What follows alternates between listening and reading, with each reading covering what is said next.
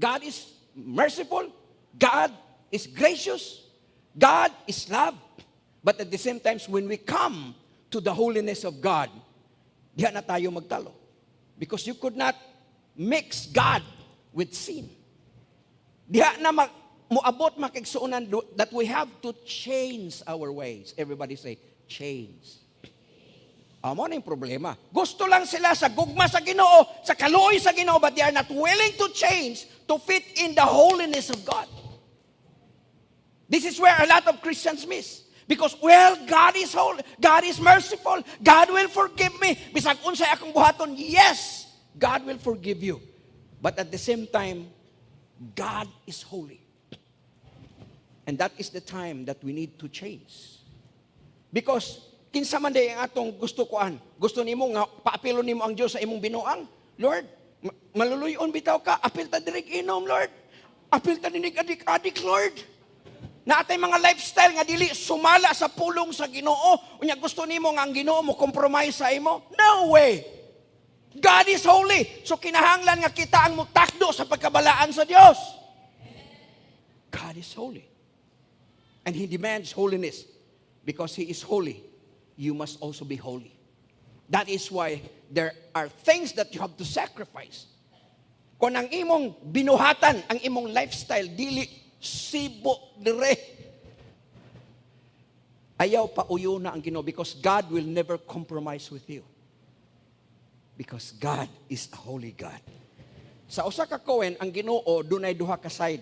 He is a God of love, but at the same time, He is a God of justice. Maoning nasipyatan sa kadaghanang mga tao. I believe this is where the president missed. Because he said, how can a God who is good and loving send somebody to hell? He doesn't understand that God is also a just God.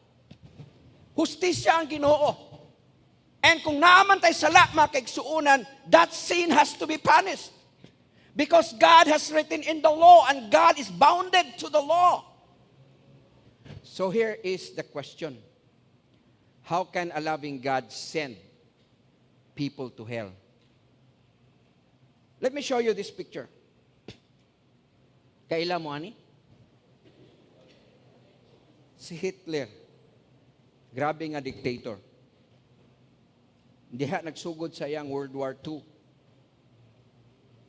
Pero dili lang na igsuon. He killed 6 million Jews. Innocent people.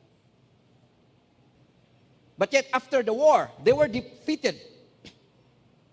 He was nowhere to be found to answer the atrocities of war, the Second World War in Europe. Wala siya madakpi. Ang uban nag-ingon nga, naghikog siya, pero wa makit ang iyang lawas. Na teorya nga hang escape siya. Ug hangtod karon buhi paghihapon. Lingiado na basig kanang imong katupad si Hitler na. You know, if hell is not real, if there is no hell, then God is unfair.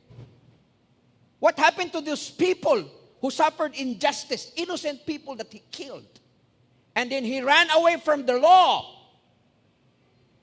Wala matagbaw ang balaod. Di ba para ka lang namatyan ta? Namatay naman to. Surrender na lang.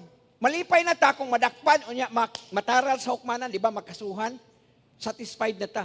But what if katong mga tao nga mga kriminal gipatay ang imong nanay, gipatay ang imong ginikanan, gipatay ang imong igsuon, pero walay hustisya. Unya kitang tanan mga matay lang, walay impierno, walay Ginoo. Tabla tanan, it's unfair.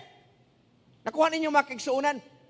But the good news is there is hell and this man is going to face the judgment of God. He is going to answer to God his action because he is going to face the judgment of God. That is why hell shows us that God is a just God. Dili ka pinahanglan mahadlok sa impierno kung imong dawaton ang gugma sa Ginoo. Pinaagi kang Hesukristo. Amen? How can God be both loving and demand holiness. At the same time, how can He be both merciful and just at the same time to a guilty sinner? The answer can only be found in Calvary. Calvary was the expression of both the wrath of God against sin and the mercy of God toward the guilty sinner. God is love, but not that kind of sentimental love that gushes over sin. The love of God is holy and just. Let's all arise, brothers and sisters. I hope and I pray that today we understand the nature of God. He is a holy God. Balaan siya nga Diyos. Yes, God is love. God is merciful.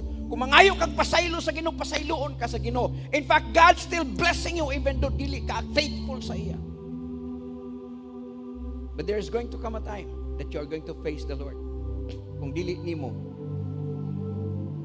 sundon ang iyang kabubuton. God demands holiness para sa ato. He's holy. And today, gusto sa Ginoo nga ato masabtan nga siya dili stupido nga Dios. Amen. God, my God, is not stupid. He is love. He is merciful. He is holy. And He is